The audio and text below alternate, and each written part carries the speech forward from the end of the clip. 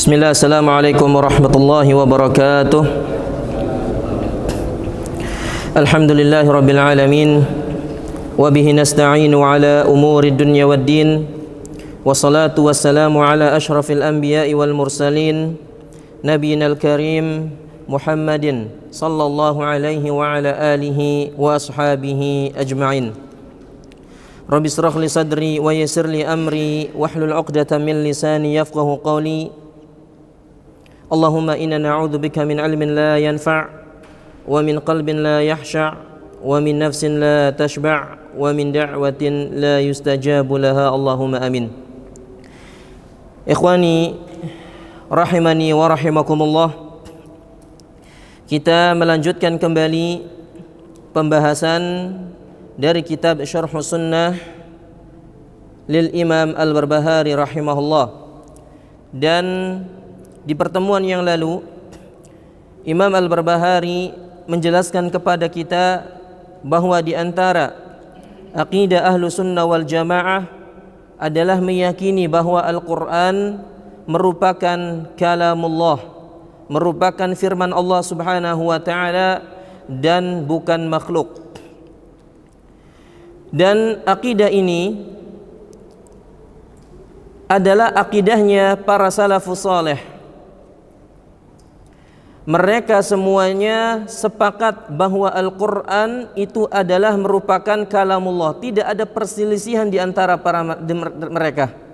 Semuanya sepakat bahwa Al-Quran itu merupakan kalamullah, bukan makhluk. Berbeda dengan orang-orang yang menyimpang seperti Jahmiyah, Mu'tazilah dan yang lainnya. Mereka beranggapan bahwa Al-Quran itu adalah makhluk, karena Al-Quran itu adalah sesuatu yang baru, kata mereka. Dan Allah subhanahu wa ta'ala, kata mereka, tidak boleh dimasuki sesuatu yang baru. Kenapa dikatakan yang baru? Karena Al-Quran baru ada di zaman Nabi SAW. Sejak Allah subhanahu wa ta'ala itu sudah ada sejak zaman azali, kata mereka. Maka Al-Quran itu, kata mereka, adalah makhluk ciptaan Allah subhanahu wa ta'ala. Maka kita katakan ini adalah keyakinan yang salah, keyakinan yang fatal. Karena Allah subhanahu wa ta'ala memiliki sifat dzatiyah, sifat yang sudah tersifat di dalam zat Allah subhanahu wa ta'ala sejak zaman azali. Di antaranya adalah sifat kalam. Sifat kalam. Allah bisa berbicara itu sudah sejak zaman azali.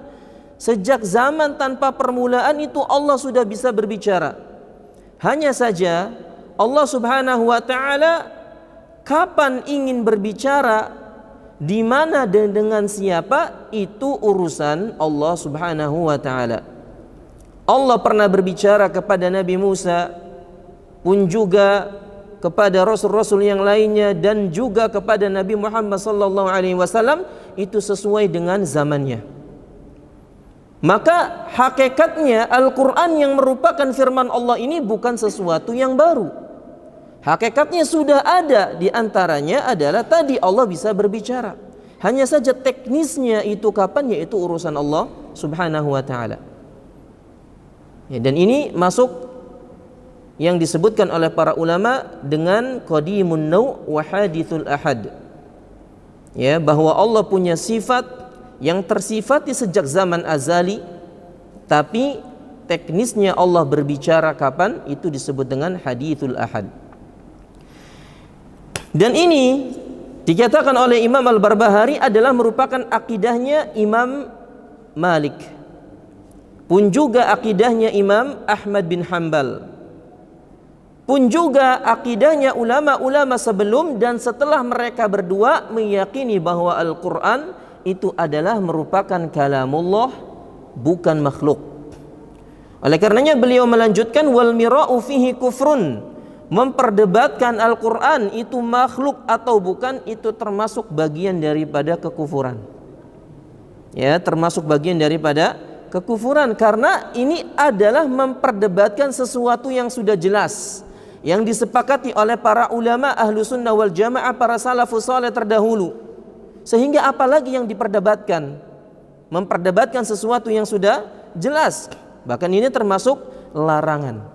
Oleh karenanya Imam Ahmad rahimahullahu taala juga pernah mengatakan dengan apa yang dikatakan oleh Imam Al-Barbahari dalam kitabnya Ushulus Sunnah, beliau berkata, wa iyyaka wa munadharata man ahdatsa fi. Hati-hatilah kalian berdebat, ya, memperdebatkan tadi, ya, Al-Qur'an yang sudah jelas merupakan kalamullah, bukan makhluk, diperdebatkan. Maka siapa saja yang memperdebatkan sesuatu tersebut, maka itu termasuk perbuatan muhdats yang mengada-ngada dalam agama. Kenapa? Karena para salafus saleh tidak pernah memperdebatkan itu, tidak pernah mempermasalahkan, ya, bahkan tidak pernah muncul keyakinan bahwa Al-Qur'an itu makhluk apa bukan, enggak ada. Sehingga itu dianggap sesuatu yang muhdats, yang baru, yang harus kita hindari.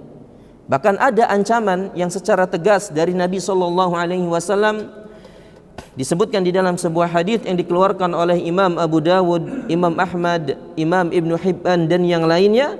Rasulullah SAW bersabda, al-mira'u fil Qur'ani kufrun.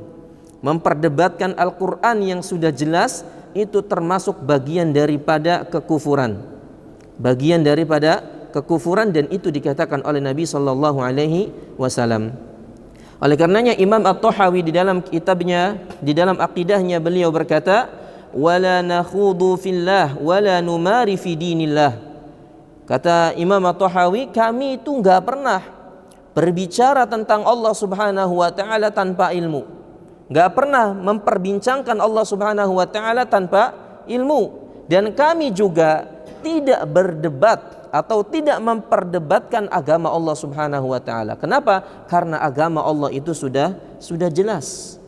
Ya. Maka tercela orang-orang yang memperdebatkan sesuatu yang sudah jelas, karena itu akan masuk kepada ranah debat kusir yang dihindari oleh kaum muslimin. Kemudian kata beliau, wal karahatul madhkuratu hiya karahatut tahrim. Larangan memperdebatkan Al-Qur'an, ya, di antaranya tadi Al-Qur'an itu makhluk apa bukan, itu adalah larangan yang masuk pada tahap pengharaman. Jadi bukan larangannya itu berupa makruh, bukan, tapi masuk kategori haram. Kalau haram berarti itu lebih keras lagi untuk ditinggalkan, untuk dijauhi.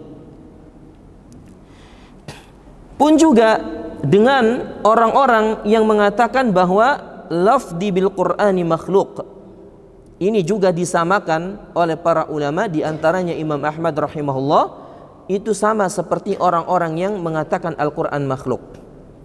Karena pada dasarnya firqah lafdiyah yang pernah kita singgung kemarin, firqah lafdiyah itu adalah firqah yang mengatakan bahwa bacaan Qur'anku itu adalah makhluk. Ya, ini sejatinya adalah bagian daripada firqah Jahmiyah. Hanya saja ketika para ulama menjelaskan bahwa Al-Qur'an itu bukan makhluk, kemudian para ulama pun membantah pernyataan mereka. Mereka pun ngeles. Yang tadinya mereka meyakini bahwa Al-Qur'an itu adalah makhluk, ketika dibongkar keyakinan mereka salah, mereka ngelas. Kata mereka, lafzi bil Qur'ani makhluk, yang ucapanku itu adalah makhluk. Tapi Imam Ahmad rahimahullahu ta'ala mengetahui bahwa orang seperti ini adalah orang-orang yang hakikatnya ngeles saja, ya, menghindar supaya tidak disalahkan, dan itu terjadi di zaman Imam Ahmad rahimahullahu ta'ala. Sehingga orang seperti itu disamakan seperti orang yang mengatakan Al-Quran itu adalah makhluk. Ataupun firqah waqifah, firqah yang tidak punya sikap terkait tentang Al-Quran ini, apakah Al-Quran itu kalamullah atau bukan, ya, mereka nggak punya sikap, justru mereka berdiam diri. Ini disebut dengan firqah waqifah. Dan ini pun disamakan seperti firqah Jahmiyah, disamakan seperti orang yang mengatakan Al-Quran itu adalah makhluk. Berarti di sini penekanan dari para ulama bahwa ini adalah akidah yang sangat penting, yang harus difahami oleh setiap muslim. Karena konsekuensi meyakini bahwa Al-Quran itu adalah makhluk, bahwa itu semua itu ya bukan kitab suci, karena itu adalah makhluk.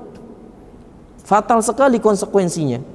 Ya, bahkan Imam Ahmad menganggap orang-orang yang tidak punya sikap pun itu dihukumi sama seperti orang yang mengatakan Al-Quran itu adalah makhluk. Kata beliau, fahadha sahibul bid'ah, dan orang seperti ini disebut dengan pelaku bid'ah, ya, mithlu man qala huwal makhluk, seperti orang yang mengatakan Al-Quran itu adalah makhluk disamakan. Kemudian kata beliau, wa innama huwa kalamullahi laisa bimakhluk, akan tetapi yang namanya Al-Quran itu adalah merupakan kalamullah dan bukan makhluk. Dan ini harus diyakini oleh kita semua bahwa Al-Quran itu kalamullah bukan makhluk. Tayyib. Kemudian ikhwani fiddin rahimani wa rahimakumullah,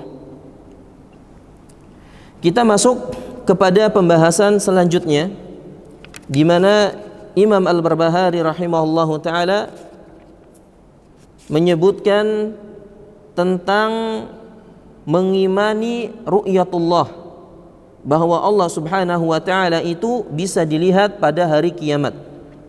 Beliau berkata, wal imanu bi ru'yati yaumal qiyamah yarawna Allah azza wa jalla bi a'yuni ru'usihim wa huwa yuhasibuhum bila hajibin wala turjuman. Kata beliau, dan wajib mengimani ru'yatullah, Allah itu bisa dilihat pada hari kiamat. Yarawna Allah azza wa jalla bi a'yuni ru'usihim, di mana mereka melihat Allah Subhanahu wa taala itu dalam keadaan atau dengan mata kepala mereka sendiri. Dengan mata mereka sendiri. Wa huwa yuhasibuhum bila hajibin wala turjuman. Dan Allah Subhanahu wa taala akan menghisab mereka tanpa adanya pembatas dan tanpa adanya penterjemah. Dan ini juga mempertegas apa yang disebutkan oleh Nabi sallallahu alaihi wasallam di dalam haditsnya, wa inna minkum ma minkum min ahadin illa sayukallimuhullah. Ya, tidak ada di antara kalian satu pun kecuali pasti akan diajak bicara oleh Allah. Diajak bicara di sini maksudnya adalah dihisab oleh Allah Subhanahu wa taala. Dan dihisab itu ada dua prosesnya. Yang pertama, ditampakkan amalan-amalan kita. Selain kita diajak bicara, nanti juga akan ditampakkan amalan-amalan kita. Setelah itu diberikan catatan amalan kita. Ya. Wa uridu ala rabbika saffa laqad ji'tumuna kama khalaqnakum awwala marrah. Ya, dan kalian akan ditampakkan amalan kalian itu dengan berbaris-baris, sebagaimana kalian baru pertama kali diciptakan. Ya, ditampakkan yang kecil, yang buruk semuanya ditampakkan oleh Allah Subhanahu wa taala. Baru setelah itu diberikan catatannya. Ya. Ada yang menerima catatan tersebut dengan tangan kanannya, pun juga ada yang menerima catatan tersebut dengan tangan kirinya. Ya, tanpa ada pembatas antara dia dengan Allah Subhanahu wa taala dan tanpa adanya penterjemah antara dia dengan Allah Subhanahu wa taala. Berkata Asy-Syaikh Al-Fauzan hafizahullahu taala, wa min masail al-aqidatil muhimmatil 'azimah, dan di antara masalah akidah yang sangat penting, yang sangat besar, kata beliau, adalah itsbatu annal mu'minina yarawna rabbahum yaumal qiyamah 'ayanan bi absarihim, yaitu adalah menetapkan bahwa orang-orang yang beriman akan melihat Rabb mereka pada hari kiamat kelak. Di sini juga digarisbawahi bahwa yang hanya melihat Allah Subhanahu wa taala pada hari kiamat itu adalah orang-orang yang beriman. Meskipun ada pendapat juga yang mengatakan orang-orang kafir nanti melihat Allah, tapi itu penglihatannya dalam bentuk murka. Allah itu murka kepada mereka. Ya, tapi pendapat ini kurang kuat, dan lebih kuat pendapat yang mengatakan bahwa hanya orang-orang yang beriman yang akan melihat Allah Subhanahu wa taala pada hari kiamat kelak. Kenapa di sini para ulama menegaskan yaumal qiyamah, pada hari kiamat atau setelah terjadinya hari kiamat? Karena tidak ada satupun orang di dunia ini yang mampu melihat Allah Subhanahu wa taala. Sekelas para nabi dan rasul pun mereka tidak sanggup, bahkan tidak ada di antara mereka yang melihat Allah Subhanahu wa taala secara langsung. Sehingga orang-orang beriman ketika melihat Allah itu bukan ketika di dunia, tapi ketika di akhirat kelak. Karena ada beberapa riwayat yang menafikan hal tersebut, di antaranya riwayat yang datang dari Ummul Mukminin Aisyah radhiyallahu anha. Disebutkan di dalam hadis yang dikeluarkan oleh Imam Al-Bukhari, kata Aisyah, "Man haddatsa anna Muhammadan qad ra'a rabbahu fahuwa kadzab." Ya, faqad kadzab. Siapa yang berbicara bahwasannya Nabi Muhammad sallallahu alaihi wasallam melihat Allah di dunia secara langsung, ya, bisa melihat Allah Subhanahu wa taala di dunia, ketahuilah dia itu adalah pendusta. Berarti di sini Aisyah radhiyallahu anha menafikan Nabi Muhammad sallallahu alaihi wasallam melihat Allah di dunia. Dan kita yakin bahwasannya Aisyah radhiyallahu anha adalah orang yang dekat dengan Nabi, ya, orang yang jujur, orang yang adil, ya, perawi hadis yang banyak, dan beliau menyaksikan atau bersaksi bahwa Nabi itu nggak pernah melihat Allah Subhanahu wa taala di dunia. Pun juga datang dari riwayat Abu Dzar Al-Ghifari radhiyallahu anhu, bahkan beliau di sini penasaran, ya, karena ketika terjadi peristiwa Isra dan Mi'raj, Nabi sallallahu alaihi wasallam itu kan dimi'rajkan, dinaikkan ke atas langit. Nah, apakah di atas langit itu Nabi sallallahu alaihi wasallam bertemu langsung dengan Allah, ya, atau ada penghalang yang menghalangi Nabi untuk melihat Allah? Maka Abu Dzar bertanya kepada Rasulullah SAW, "Ya Rasulullah, hal ra'aita rabbak?" Wahai Rasulullah, apakah engkau pernah melihat Allah Subhanahu wa taala langsung di dunia? Maka kata Nabi sallallahu alaihi wasallam, nurun anna arahu. Kata Nabi SAW, ada cahaya yang menghalangiku. Berarti Nabi SAW melihat Allah atau tidak? Tidak bisa, terhalang oleh cahaya tersebut, ya, yang menutupi pandangan Nabi SAW untuk melihat Allah Subhanahu wa taala. Bahkan di dalam surat Al-A'raf ayat 143, ketika Allah Subhanahu wa taala berbicara kepada Nabi Musa alaihi salam, "Walamma jaa Musa limiqatina wa kallamahu rabbahu." Ya, ketika Allah Subhanahu wa taala berbicara dengan Nabi Musa, maka Nabi Musa pun berkata, "Rabbi arini anzur ilaika." Wahai Rabbku, biarkanlah aku ini melihat dirimu. Ya, biarkanlah aku melihat dirimu. Nabi Musa alaihi salam meminta ini di dunia apa di akhirat? Di dunia.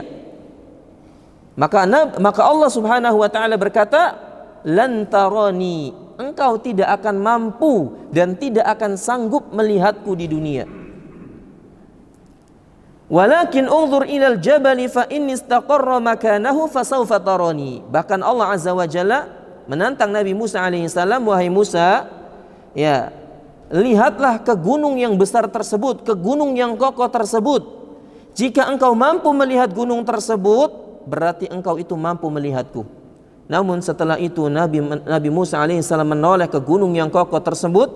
Tiba-tiba gunung tersebut hancur, membuat Nabi Musa alaihissalam pingsan. Berarti Nabi Musa alaihissalam yang berbicara langsung dengan Allah Subhanahu wa taala pun tidak sanggup dan tidak bisa melihat Allah Subhanahu wa taala. Itu di dunia. Ya, makanya para ulama tadi mengatakan yaumul qiyamah, ditegaskan Allah itu hanya bisa dilihat di hari kiamat. Kama ayanan bi absarihin, dengan mata mereka sendiri, ya, dengan mata sendiri. Jadi ketika di akhirat kelak mereka pun melihat Allah itu dengan mata kepala mereka. Karena sebagian firqah seperti firqah Jahmiyah dan Mu'tazilah mentakwil, ya, kata mereka Allah bisa melihat di akhirat, tapi bisa dilihat di akhirat, tapi dengan mata hati, kata mereka. Dengan mata hati, bukan dengan mata kepala sendiri. Ya kalau dengan mata hati ya podo ya kan gitu, bahwa Allah itu nggak bisa dilihat, hanya bisa dirasakan kan gitu. Berarti nggak benar-benar bisa dilihat. Tapi tidak seperti itu. Ya. Aqidah Ahlussunnah wal Jamaah meyakini bahwa Allah bisa dilihat dengan mata yang sesungguhnya, ya, dengan mata kepala manusia yang sesungguhnya. Kama yarawnal qamara lailatal badri, sebagaimana mereka melihat bulan di malam purnama. Ya, sebagaimana mereka melihat bulan di malam purnama. Ini berdasarkan hadis Nabi sallallahu alaihi wasallam yang dikeluarkan oleh Imam Al-Bukhari dan Muslim dari sahabat Jarir bin Abdullah radhiyallahu anhu. Beliau pernah bercerita, kunna 'inda Nabi sallallahu alaihi wasallam fa nadhara ila al-qamari lailatal badri.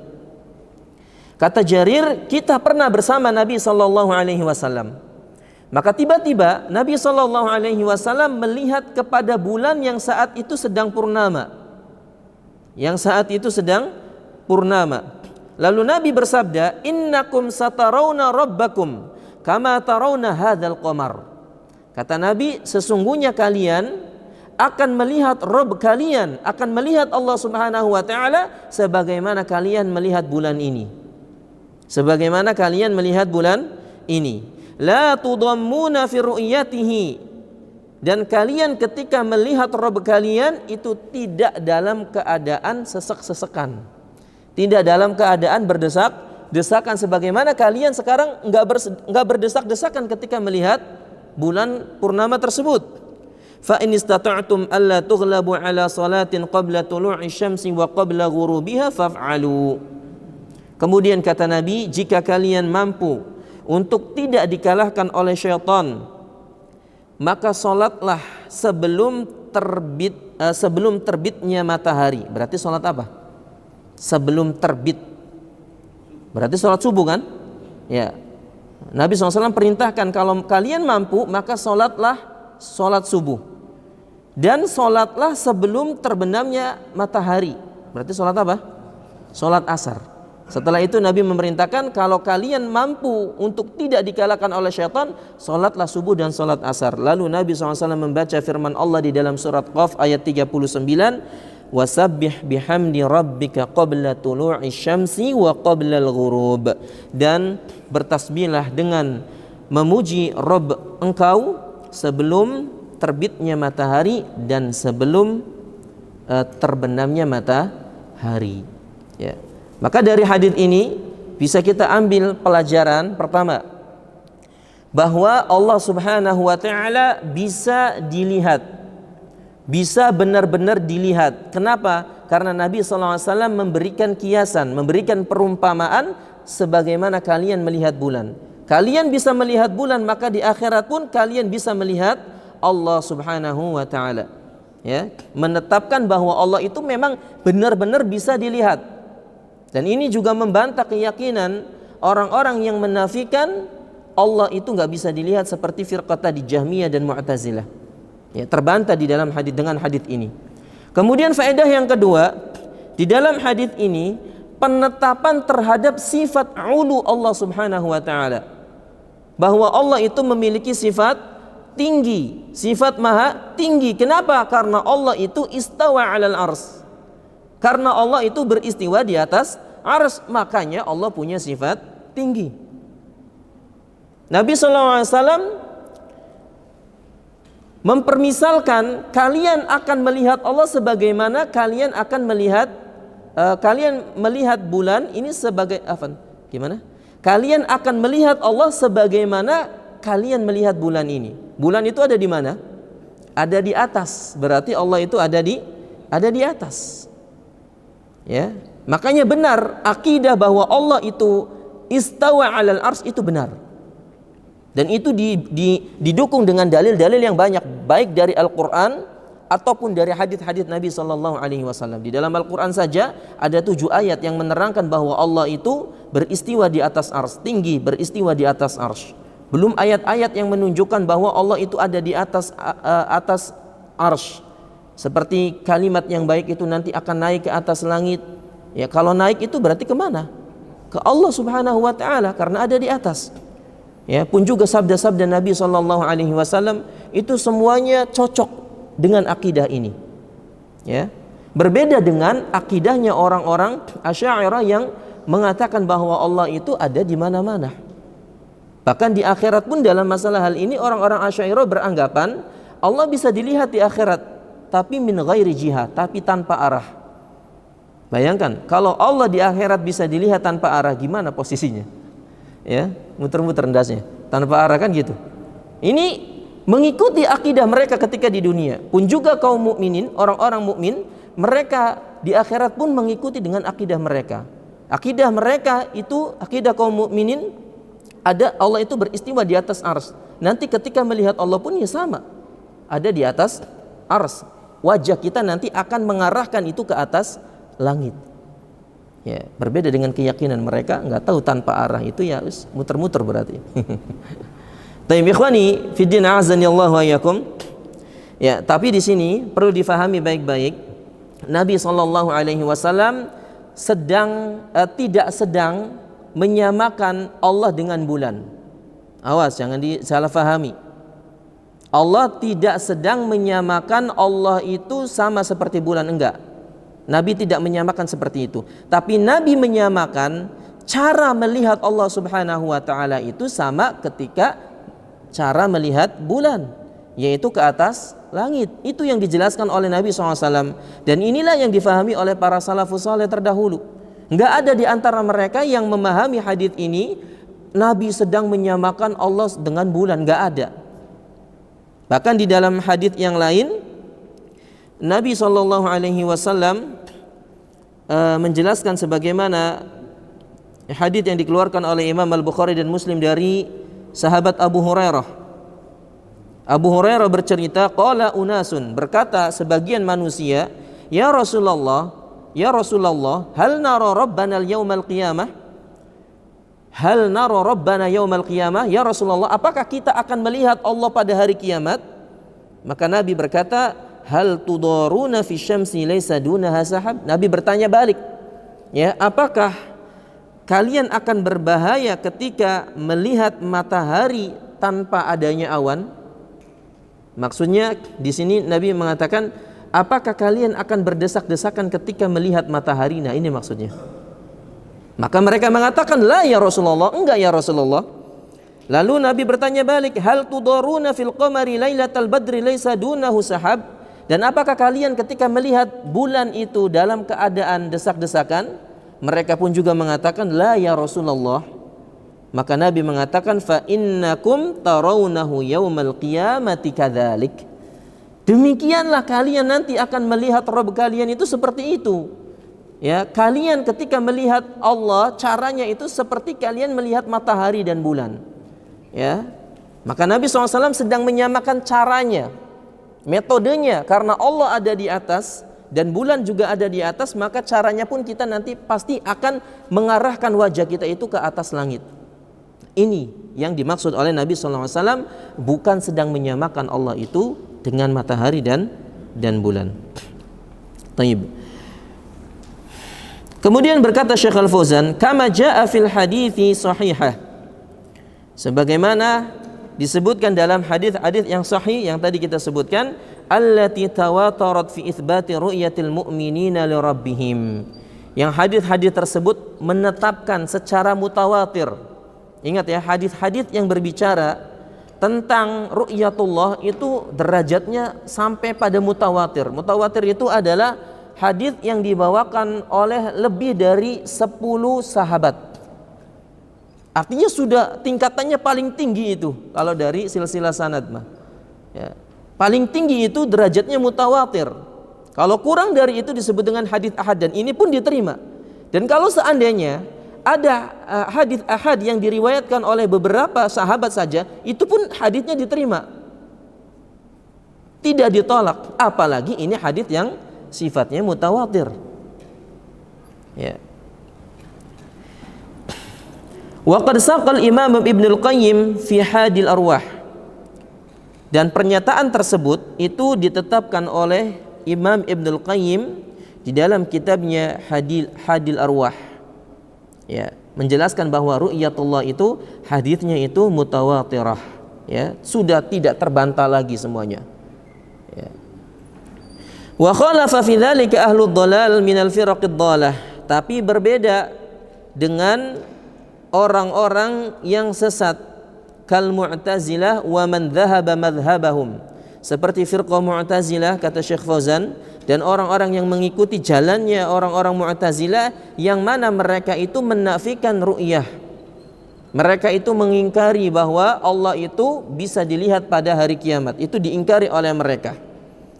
Padahal dalil-dalil yang menetapkan demikian itu juga disebutkan di dalam Al-Quran. Dalil-dalil yang menetapkan bahwa Allah itu bisa dilihat pada hari kiamat itu banyak sekali di dalam Al-Quran. Di antaranya di dalam surat Yunus ayat 26. Surat Yunus ayat 26. Allah Subhanahu wa taala berfirman, "Lilladzina ahsanu al-husna wa ziyadah." Dan bagi orang-orang yang berbuat baik, kata Allah Subhanahu wa taala, balasannya adalah al-husna dan ziyadah. Ayat ini diterangkan oleh Nabi sallallahu alaihi wasallam sebagaimana disebutkan di dalam Sahih Muslim, bahwa makna al-husna kata Nabi sallallahu alaihi wasallam itu adalah surga. Dan makna az-ziyadah itu adalah an-nadhru ila wajhillah, melihat wajah Allah Subhanahu wa taala. Jadi balasan bagi orang-orang yang suka berbuat baik adalah surga yang pertama, ya. Udah dikasih surga itu sudah cukup sebenarnya. Dikasih tambahan, apa tambahannya? Nadhru ila wajhillah, melihat wajah Allah Subhanahu wa taala.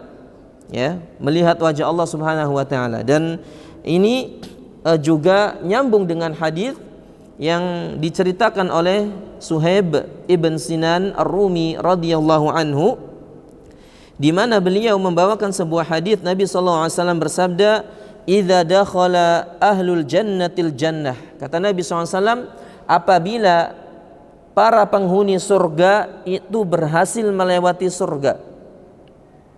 Ya, artinya setelah proses sirat, orang-orang yang jatuh ke dalam neraka sudah terjatuh semua, dan orang-orang yang layak atau berhak masuk ke dalam surga sudah berhasil melewati sirat tersebut, maka mereka disambut oleh Allah Subhanahu wa taala. Mereka baru masuk saja itu mendapatkan nikmat-nikmat yang luar biasa.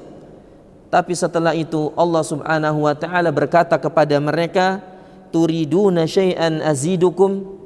Allah melayani para penghuni surga, subhanallah. Rabb kita memberikan tawaran kepada mereka yang berhak masuk surga dengan mengatakan, apakah kalian pengen tambahan dariku? Ya, ditawani, pengen apa maning, kata Allah. Ya, udah masuk surga, udah alhamdulillah, tapi Allah ngasih tambahan. Ya, ini tambahan yang disebutkan di dalam ayat-ayat tadi. Maka mereka yang merasa sudah bersyukur sekali masuk surga mengatakan, alam tubayyid wujuhana, ya Allah, bukankah engkau yang menjadikan wajah kami putih? Bukankah engkau yang menjadikan wajah kami berseri-seri? Alam tudkhilnal jannata wa tunajjina minan nar, dan bukankah engkau yang memasukkan kami ke dalam surga dan menyelamatkan kami dari neraka? Lihat di sini. Jawaban para penghuni surga, tidak ada sedikit pun di antara mereka yang menisbatkan mereka berhasil masuk surga itu akibat dirinya, enggak ada. Mereka menyandarkan keselamatan tersebut taufik dari Allah Subhanahu wa taala. Makanya di dalam ayat lain mereka mengatakan, ya, ketika berhasil masuk ke dalam surga mereka berkata, wa qalul hamdulillahilladzi hadana li hadza wa ma kunna linahtadiya laula an hadanallah. Ketika mereka masuk ke dalam surga, ucapan yang pertama kali mereka katakan adalah alhamdulillah. Segala puji bagi Allah Subhanahu wa taala yang telah memberikan kami taufik, yang memberikan kami petunjuk. Artinya mereka bisa beramal ketika di dunia itu karena taufik dari Allah Subhanahu wa taala, bukan karena kerajinan dia, bukan karena kehebatan dia dan sebagainya, enggak, tapi karena taufik dari Allah. Karena seandainya kalau bukan karena taufik, pasti mereka enggak bakal bisa beramal. Serajin apapun mereka enggak bakal bisa beramal atau amalannya tidak diterima. Tapi Allah memberikan petunjuk dan taufik kepada mereka sehingga bisa beramal dengan benar dan amalan mereka diterima. Sehingga kata mereka, kalau bukan karena taufik, kita ini enggak bakal masuk ke dalam surga. Ya. Dan ini ucapannya senada dengan hadis yang disebutkan di sini. Mereka menyandarkan keselamatan mereka itu, bukankah engkau yang menyelamatkan kami ya Allah? dari neraka dan memasukkan kami ke dalam surga. Maka ketika itu ya yakshiful hijab, tiba-tiba pembatas antara mereka dengan Allah Subhanahu wa taala terbuka. Ya, dinding yang menghalangi para penghuni surga dengan Allah itu terbuka. Ya. Fama u'tu syai'an ahabba ilaihim minan nadhari ila rabbihim. Dan ketika hijab tersebut terbuka, mereka pun melihat wajah Allah Subhanahu wa taala.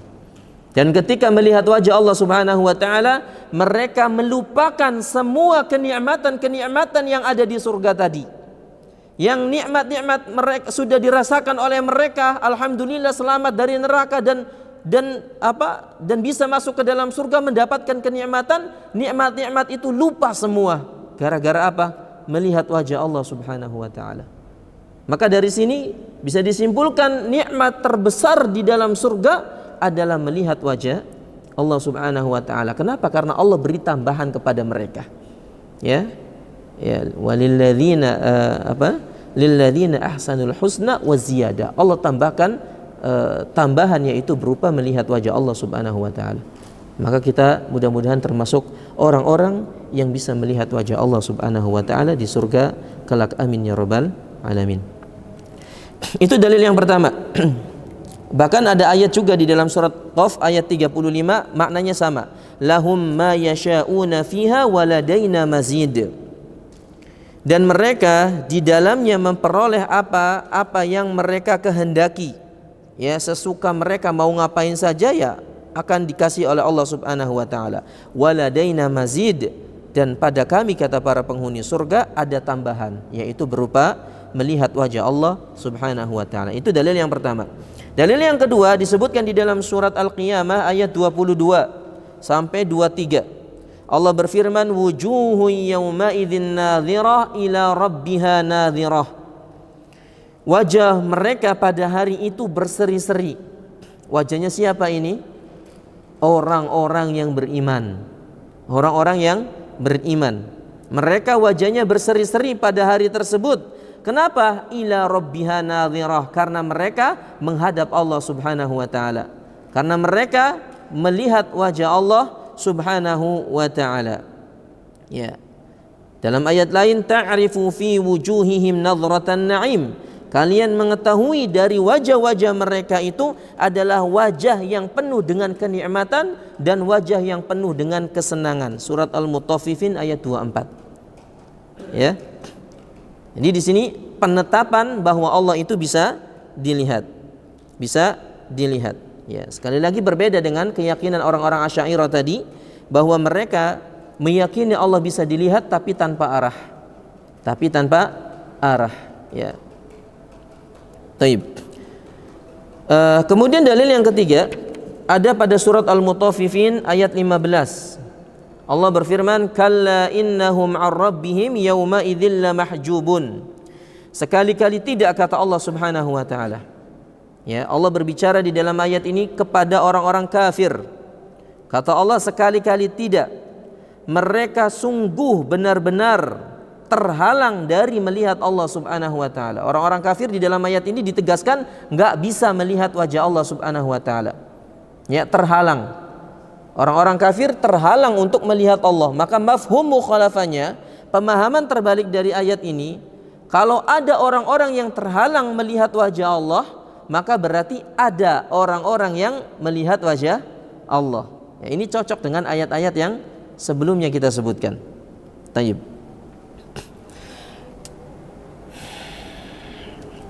Itu beberapa dalil yang bisa kita sebutkan terkait tentang ru'yatullah. Ya.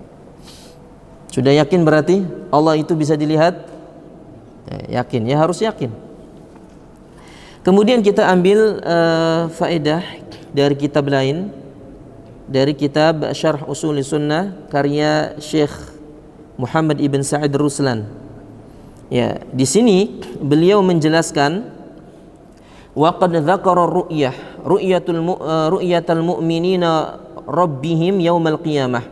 Beliau berkata bahwa orang-orang yang beriman nanti akan melihat Allah pada hari kiamat kelak. Kenapa kita harus meyakini akidah ini, bahwa orang-orang beriman nanti akan melihat Allah Subhanahu wa taala pada hari kiamat kelak.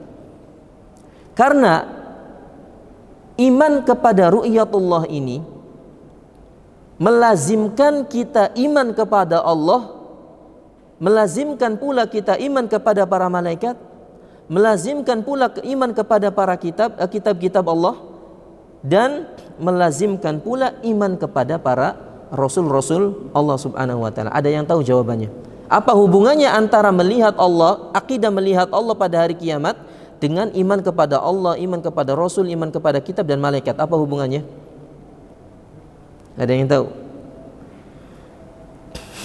Baik, di sini beliau menjelaskan, wa wajhul kaunil imani bi annal mu'minina yarawnahu yaumal qiyamah minal imani billahi zahirun.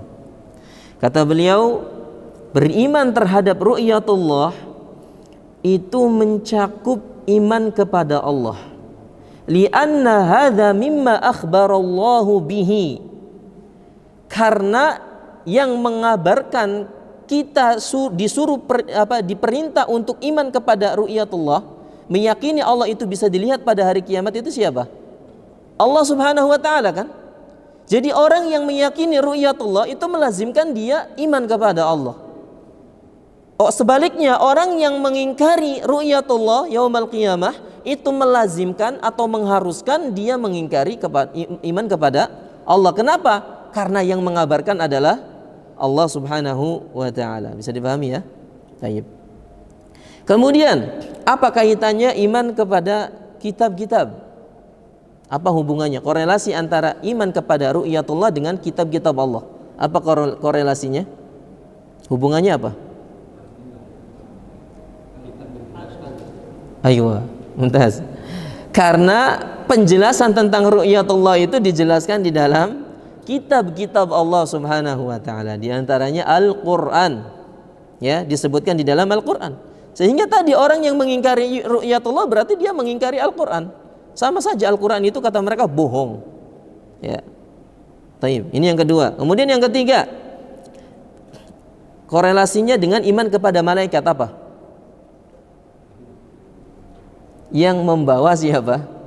Malaikat. Yang membawa kabar tentang ru'yatullah itu kan para malaikat, ya enggak? Allah menyuruh malaikat Jibril ya menyampaikan wahyu kepada Nabi SAW.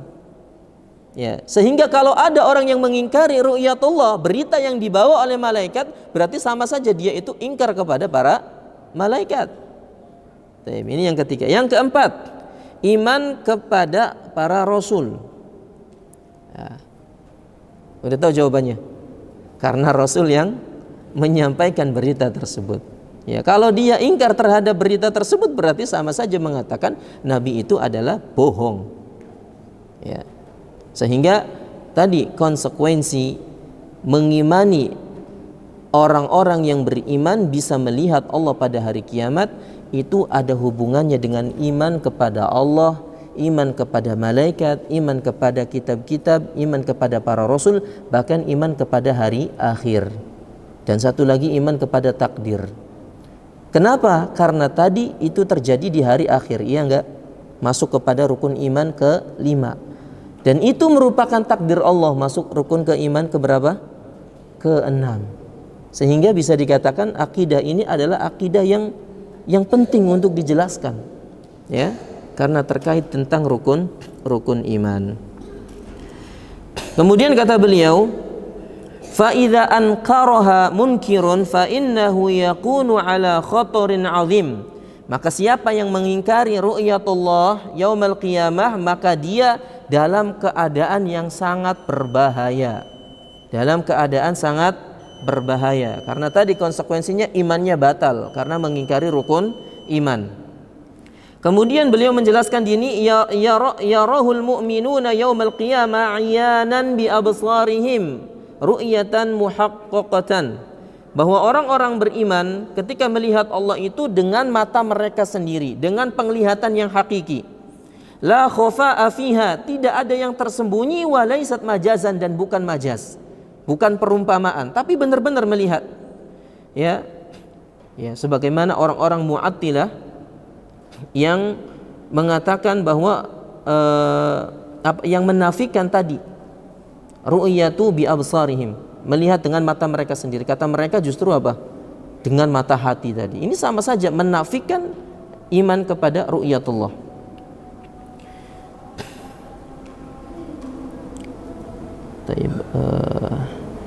Kemudian keadaan. Ya, kemudian kata beliau yarawnahu subhanahu wa ta'ala wa hum fi arasatil qiyamah. Orang-orang yang beriman nanti akan melihat Allah Subhanahu wa ta'ala itu di pelataran arasat. Arasat itu jamak dari arsatun, yang artinya adalah al-makanul wasi' al-fasih, tempat yang luas, ibaratnya hamparan lah. Nah, kita sebut dengan pelataran. Itu adalah tempat di mana orang-orang beriman akan melihat Allah Subhanahu wa ta'ala. Laisa fihi bina'un, tidak ada bangunan di tempat tersebut, ya, karena semuanya itu terbentang. Ibarat kita bentangin karpet. Nah, gambarannya seperti itu, tempat terbentang, ya, tempat di mana kita akan melihat Allah Subhanahu wa ta'ala. Al-mu'minuna yarawna Allah fi 'arasati yaumil qiyamah qabla an yadkhulul jannah. Maka orang-orang yang beriman akan melihat Allah Subhanahu wa ta'ala sebelum masuk ke dalam surga. Nanti akan kita terangkan juga, orang yang beriman tadi akan masuk setelah melihat Allah setelah surga. Jadi ada dua. Keadaan orang-orang beriman melihat Allah itu terjadi sebelum masuk surga dan terjadi setelah masuk surga. Kalau setelah masuk surga tadi sudah kita sebutkan haditsnya. Nah, sekarang apa dalil yang menunjukkan bahwa Allah Subhanahu wa ta'ala itu dilihat sebelum masuk ke dalam surga? Ya, dalilnya juga tadi kita sudah sebutkan, surat Al-Mutaffifin, kalla innahum ar-rabbihim yawma idzil mahjubun. Bahwasanya orang-orang kafir tadi sungguh terhalang, ya, sungguh terhalang dari melihat Allah Subhanahu wa ta'ala. Kalau terhalang itu berarti apa? Kan sebelum masuknya mereka ke dalam surga. Ya, tapi orang-orang yang beriman bisa melihat surga, bisa melihat Allah Subhanahu wa ta'ala sebelum masuk ke dalam surga.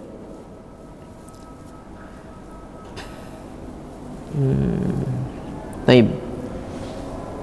Orang-orang yang beriman. Kemudian amma fi arasatil qiyamah fannasu fi arasati thalathati ajz. Ada 3 jenis manusia yang dibentangkan di hari kiamat, di pelataran nanti. Yang pertama adalah mukminun khullasun zahiran wa batinan. Jadi ada 3 jenis manusia tatkala itu. Yang pertama adalah orang-orang yang beriman, ya, dengan keimanan yang murni, zahir dan batinnya adalah orang mukmin. Yang kedua adalah orang-orang kafir, murni, zahir dan batinnya orang-orang kafir, itu semuanya di pelataran. Kemudian yang ketiga adalah orang-orang munafik, yang zahirnya mukmin tapi batinnya itu adalah kafir.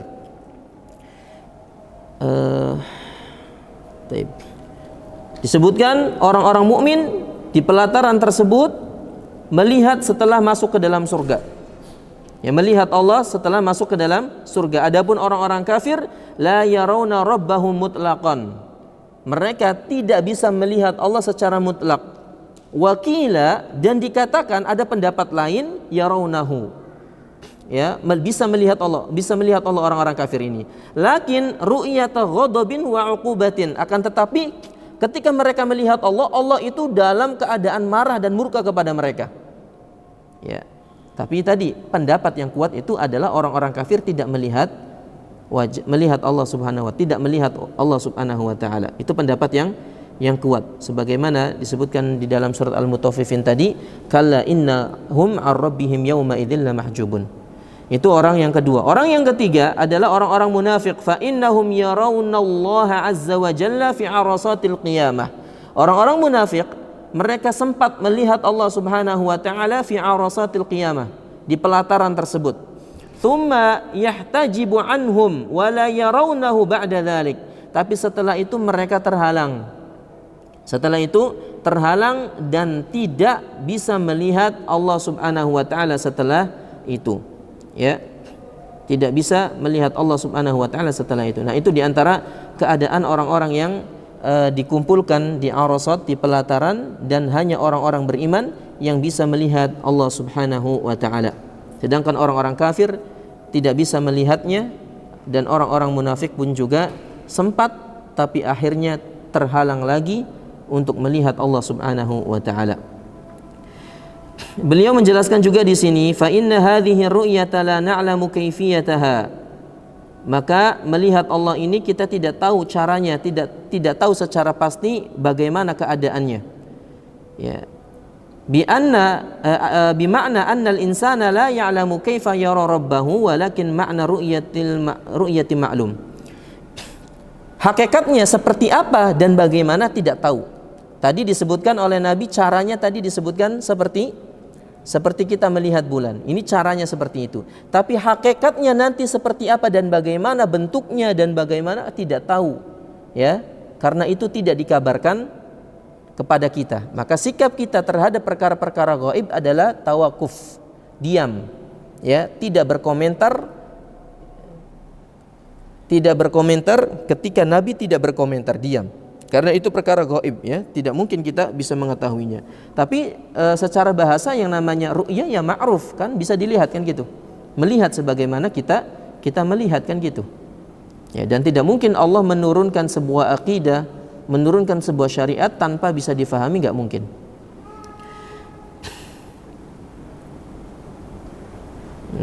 Taib. Kemudian di sini juga kita bisa mengambil faedah sedikit terkait tentang kaidah dalam memahami asma wa sifat. Kata beliau, wa qanunu salafina salihina alaihimur rahmatu fima yata'allaq bi sifatir rabbina. Kaidah-kaidah yang dijelaskan oleh para salafus saleh terkait tentang bagaimana sikap kita terhadap nama dan sifat Allah Subhanahu wa taala. Terhadap nama dan sifat Allah Subhanahu wa ta'ala. Karena tadi di antara sifat Allah itu bisa dilihat kan? Ya, bisa dilihat pada hari kiamat kelak. Nah, sikap kita terkait tentang sifat-sifat Allah seperti apa itu ada 3 pondasi yang harus ada. Yang pertama, kata beliau, annahum yuthbituna lillahi tabaraka wa ta'ala ma athbatahu Allahu jalla wa ala. Kita menetapkan apa yang ditetapkan oleh Allah Subhanahu wa ta'ala kepada dirinya. Ketika Allah mengabarkan Allah punya sifat tangan, punya wajah, bisa melihat dan sebagainya, kita imani dan kita tetapkan sebagaimana Allah menetapkan itu semua terhadap dirinya. Ini yang pertama. Min ghairi takyifin wala tamthilin, tanpa mempertanyakan bagaimana dan menyerupakan dengan makhluknya. Garis bawahi, ya, tanpa menanyakan bagaimana si tangan Allah, bagaimana Allah ketika melihat, atau tanpa mempermisalkan dengan makhluknya. Allah punya tangan, kita punya tangan, berarti sama tangannya seperti kita, enggak boleh, ya. Wa min ghairi tahrifin wala ta'til, dan tidak pula juga dipalingkan maknanya atau bahkan menafikan sifat itu sendiri, tidak boleh. Ini yang pertama, ya, menetapkan apa yang ditetapkan oleh Allah Subhanahu wa taala terhadap dirinya tanpa takyif, tanpa tamthil, tanpa tahrif dan tanpa ta'til. Ini yang pertama. Yang kedua, pondasi yang kedua adalah fa innahum yanfuna 'anillahi tabaraka wa ta'ala ma nafahu Allahu rabbul alamin an nafsi. Kita menafikan apa yang dinafikan oleh Allah Subhanahu wa taala terhadap dirinya. Kebalikan dari yang pertama. Kalau yang pertama tadi menetapkan apa yang ditetapkan oleh Allah, kalau yang kedua adalah menafikan apa yang dinafikan oleh Allah Subhanahu wa taala terhadap dirinya. Contohnya apa? Contohnya, ya, Allah itu lam yalid wa lam yulad. Enggak beranak dan tidak diperanakan. Berarti kan Allah menafikan dirinya tidak beranak dan tidak diperanakan. Kita harus imani itu. Ya, ataupun seperti di dalam ayat yang sering kita baca, la ta'khudhuhu sinatun wala naum. Allah itu enggak ngantuk dan tidak tidur. Berarti kan Allah menafikan Allah enggak ngantuk dan tidak tidur. Maka kita pun harus tetapkan seperti itu. Tapi apakah cukup hanya sekedar menafikan saja? Tidak. Pun juga kita harus itsbatu kamali diddihi, menetapkan lawannya. Ya, tadi Allah enggak ngantuk dan enggak tidur. Berarti lawannya apa? Allah hidup dan Allah terus bekerja, kan gitu. Enggak ada ngantuk, terus bekerja, beraktivitas, kan seperti itu. Ya, jadi harus ada dua, menafikan apa yang dinafikan oleh Allah dan menetapkan lawan yang dinafikan oleh Allah. Misalnya Allah menafikan dirinya itu zalim. Wa ma ana bidzallami lil abid, dan aku tidak mungkin menzalimi hamba-hambaku. Berarti Allah menafikan dirinya itu enggak zalim, iya enggak?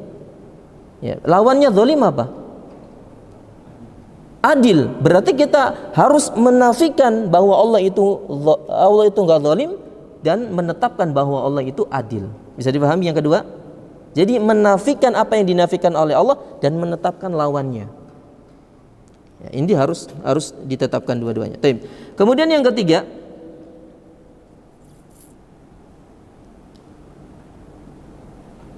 ya, di sini beliau menjelaskan, karena kalau seandainya hanya dinafikan saja tanpa ditetapkan lawannya, maka itu tidak menunjukkan kesempurnaan Allah. Tidak menunjukkan kesempurnaan Allah Subhanahu wa taala. Karena Allah Maha sempurna, maka ditetapkan pula lawannya. Ya. Dan yang ketiga adalah anna ahla sunnati yaqta'una tama'a an ma'rifati kaifiyatis sifat. Yang ketiga itu adalah tidak boleh mencari tahu bagaimana sifat-sifat Allah Subhanahu wa taala. Ya, enggak perlu dicari tahu. Ketika Allah tidak mengabarkan kepada kita bagaimana sifat-sifatnya, ya sudah kita imani saja. Tidak perlu kita nyewa pesawat untuk pergi ke langit. Katanya Allah ada di atas langit, ada di atas ars. Akhirnya nyewa pesawat Antartika untuk pergi ke langit. Mana Allah? Enggak perlu seperti itu, ikhwah. Ya, enggak perlu seperti itu, namanya takalluf, memberatkan diri. Ya, dan itu tidak dibenarkan dalam agama Islam. Agama Islam itu mudah, dan di antara akidah Ahlussunnah itu mudah. Mengimani apa yang dikabarkan oleh Nabi sallallahu alaihi wasallam, ya, dan tidak mencari tahu apa yang tidak dikabarkan oleh Nabi sallallahu alaihi wasallam. Nabi mengabarkan Allah punya sifat ini dan itu, ya sudah kita tetapkan saja seperti itu tanpa mencari tahu, ya, yang tidak dikabarkan oleh Allah dan nabinya kepada kita. Taib, itu tiga kaidah yang berkaitan dengan nama dan sifat Allah Subhanahu wa taala. Taib, mudah-mudahan apa yang kita sampaikan ini bermanfaat. Di sini sebenarnya Syekh Al-Fauzan juga masih menyebutkan syubhat terkait tentang penyimpangan orang-orang Mu'tazilah, tapi insyaallah kita lanjutkan di pertemuan yang akan datang biiznillah taala. Wallahu a'lam bishawab. Naktafi bi du'ai kafaratul majlis. Subhanakallahumma wa bihamdika asyhadu an la ilaha illa anta astaghfirullah wa atubu ilaik. Tsumma assalamu alaikum warahmatullahi wabarakatuh.